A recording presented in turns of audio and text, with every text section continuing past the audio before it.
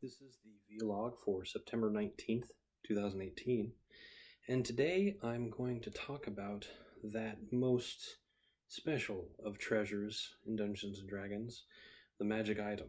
Now, this isn't actually a magic item in Dungeons & Dragons, it's a magic item for Dungeons & Dragons.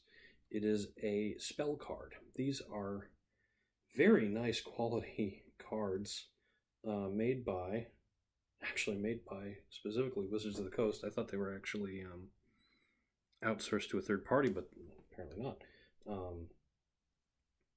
But all they are cards with all the information for a spell printed on them so that you can keep a list of all of your magic in a very small and easy to carry package.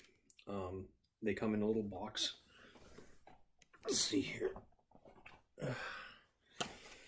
Depending on the class and how much magic they're likely to use, the box is either this size, which is the larger full spellcaster box, or a half size, about that big down. So just imagine just the top half of this fine-looking bard. For characters such as Rangers, Paladins, Eldritch Knight Fighters, and Arcane Trickster Rogues. There we go. About that big. Standing up. So, the cards themselves fit in, well, essentially your average card sleeves, if you were so inclined to protect them. And there's just, how do I put this? Having something like this feels oddly powerful. Like when you're just looking at stats on a page, you read, if you have a wizard, and I need to pick up arcane spell cards because they're the one kind of spell card that I have the most trouble finding. If you are a wizard, you have a book of spells. That is standard equipment. In fact, the wizard cannot normally function without a book of spells. If they lose their spell book, they have to spend quite a few resources to make a new one. And it's rough. It's a situation that a wizard does not want to find themselves in. Put it that way. So you don't normally have something like that as a player, though. I mean, you can sort of make one for yourself, but that's a bit of work, and it still might feel sort of unfulfilling because I don't know, for whatever reason, maybe you do write down one of the spells incorrectly, so you're going by incorrect information, and the DM has to correct you every time they look up the effect of the spell, or maybe they've been doing it wrong, and you could be cheating, or you could be denying yourself the full effects of the spell if you forgot something when you were writing it down. With these cards, what's really good about these cards in particular is that they have been carefully checked, and their descriptions exactly match the descriptions, not just in the player's handbook, but after the player's handbook, errata has been written. So these are the most up-to-date pieces of information, generally speaking, about the spell, and they just look cool. I just like that. This is a Bard card, if that wasn't already obvious. I think that's kind of interesting, because Detect Magic is a pretty universal spell. I think a lot of different classes have access to this spell, and it would seem to me that there would probably be a lot of different versions that are different colors with different designs on the backs because of that. But magic items in Dungeons & Dragons is actually what I really wanted to talk about. Magic items are a really mixed bag, and here's why. Spellcasting characters have a much more complex path of advancement in the Dungeons & Dragons games. From the very start, the magic user, as it was called, had a repertoire of spells that grew considerably in power as the magic user went up in level.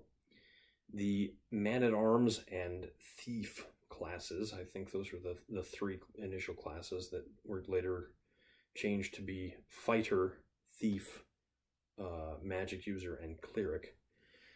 But the Man-at-Arms, Fighter, and Thief had neat little abilities, but the Fighter was basically just good at combat, which just meant that his combat rolls were more likely to succeed than the Fighter or the Thief. The Thief was there, quite literally, to open locked chests and doors, to sneak around corners and get an idea of what was going on, and then report back to the other two. And a lot of parties were expected to have probably 2 man-at-arms, 1 or 2 magic users, and 1 thief. If they were more than 3. If they were only 3, they were generally only going to have 1 of each. So, that dynamic changed over time. The cleric was added as a way to sustain a party that was taking damage within the dungeon, and felt very different to play because they were better at combat than the magic user, which later became the wizard.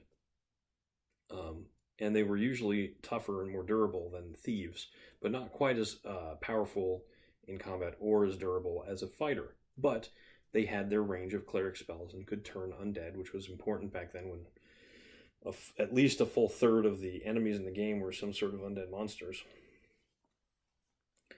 So, how did you make it interesting for a fighter or a thief to gain power?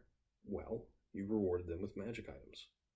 Now, it seems like magic items should be the domain of the magic user class, but the truth was, while a lot of items were useful to a magic user is not going to get anything out of an enchanted set of armor, because back then, wearing the armor made it impossible for them to cast spells, or at least vastly increase the rate at which spells would fail. Thieves actually had a specific skill to use magic items that weren't designed for them, sort of jury-rigging them to get them to work. But for most enchanted weapons and enchanted armor, that stuff was going to go to the man-at-arms. And that was good, because it meant that every time they leveled up or faced a powerful foe, or cleared out a dungeon and got to loot a whole bunch of treasure, there was something for the fighter to look forward to. And after 40 years of game design, it's become clear that that sort of reward element for doing a task and getting something for a task is an important and sometimes intrinsic part of a gameplay experience. There are so many games that are designed to give you something or make you feel like you've gotten something special when you achieve something important in the game. Even games that normally aren't considered very much like RPGs, are considered more action or adventure games nowadays, definitely have an element of, cool, you got stuff. Just like when you kill, if you start a level with a pistol in some sort of first-person shooter and you manage to kill an enemy that's holding a shotgun or assault rifle, a lot of times you can just pick that gun up and start using it. Those games would never be considered RPGs and definitely wouldn't be considered Dungeons & Dragons, but there it is. You're accomplishing something and you're getting something in return for that. Not just progression through the level or the completion of the level or the game. You're getting something that you can use that makes you feel more powerful. The wizard had its spells, but the thief and the man-at-arms needed magic items to keep up. And creating magic items, or even just distributing magic items that already exist, is tricky. It's been tricky since the beginning. It's still tricky in 5th edition. There's a urge, I think, at least in me, and maybe in a lot of other DMs, but maybe not. I haven't talked a lot about this particular aspect. But there's an urge to just be very generous with rewards, because you get this amazing book, The Dungeon Master's Guide, that is just full of ridiculously fun magic items. Look at all this stuff. Staff of Tentacles, vicious weapons, and trident of fish control, because that could come up, you never know. Magic books, magic potions, all sorts of things. That's actually not a potion, that's a universal solvent. I wouldn't drink that if I were you. But that's the thing, they're interesting. And they're not doing anything if they're just sitting in that book. They have to be distributed to the party so that they can use them in all sorts of ways that you probably didn't intend for them to use and will ruin your carefully laid plans later. It's even more the case when you're talking about making magic items, especially powerful things like sentient magic items or artifacts. So many video games these days hand out magic items like they were candy. I mean, I'm tripping over them whenever I play Diablo, for example. You can't generally do that in the Dungeons and Dragons setting because of how much more freedom a player has. A player in Dungeons and Dragons is pretty much free to claim that their character is going to try and do anything they want. And a lot of die rules will make it impossible for them to start flying by flapping their arms or so and so. But you don't even have that option. If you want to say, I want to pick the lock on that door over there and see what's on the other side, to a locked door in Diablo that is just actually part of the scenery and is never meant to open, it's never going to open. There's nothing you can do. You'll never get to see what's on the other side of that wall, because what's on the other side of that wall is an empty part of the level that doesn't have any design elements. It wasn't procedurally generated to have anything there. It's just empty space, and if you went through it, you would end up probably being stuck outside the environment without a way of getting back in, or falling through space in some 3D games.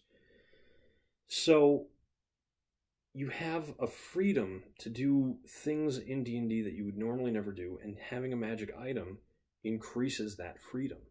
And so giving a character a magic item that is too powerful too early is very dangerous, because it may trivialize some of the ideas that you had for your adventure, but it's so tempting. And given that Dinostria is a unique place, I've decided that I needed to make a few special items, especially sentient weapons and a few artifacts that I can distribute, but it's going to be tough. At least in the prose story, I can distribute the magic items knowing when the characters are going to be able to use them, how smart they'll be when using them. And I'd like to come up with some situations where I get to be clever, and maybe they find an item that they really shouldn't by luck of the dice that don't really exist. And they just abuse that to their advantage, and it creates an interesting situation that is fun to read about. That's possible. It's something that I'll have to consider. But definitely, if I get the campaign back up and running again, I'm going to have to be very careful with that. It's much easier when you're low level and you can just give them mundane items that are still improvements over their old gear. But the first time they find one of those feather tokens that lets them fly, who knows what they could do.